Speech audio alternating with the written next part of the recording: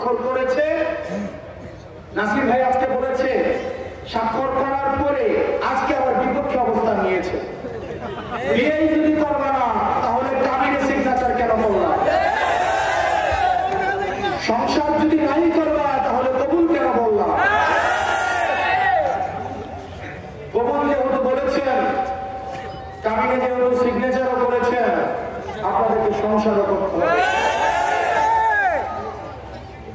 সংসার যদি না করতে চান, রাস্তা খোলা আছে, জনগণের সামনে এসে বলতে হবে আমরা ডিভোর্স দিতে চাই।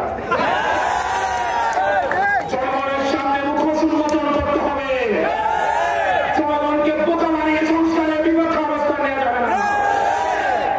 প্রিয় তরুণ প্রজন্ম এবং আমাদের যে রাজনৈতিক ভাইরা রয়েছেন, ফেসিবাদের বিরুদ্ধে যারা একসাথে কাঁধে কাঁধ রেখে লড়াই করেছেন, আপনারা আমাদেরকে পরামর্শ দেন মাঝে মাঝে যে আমরা ছোট মানুষ, তরুণদের দল, বাচ্চাদের দল,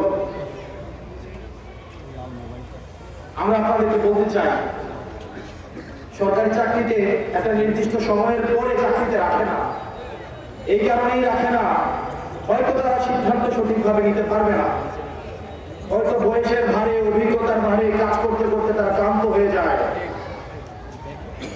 আমাদের এই প্রবীণ প্রজন্ম আমাদের এই স্বাধীনতাকে ধারণ যথাযথভাবে করতে পারেনি বলেই আমাদের আজকে রাজনৈতিক দল গঠন করতে হয়েছে।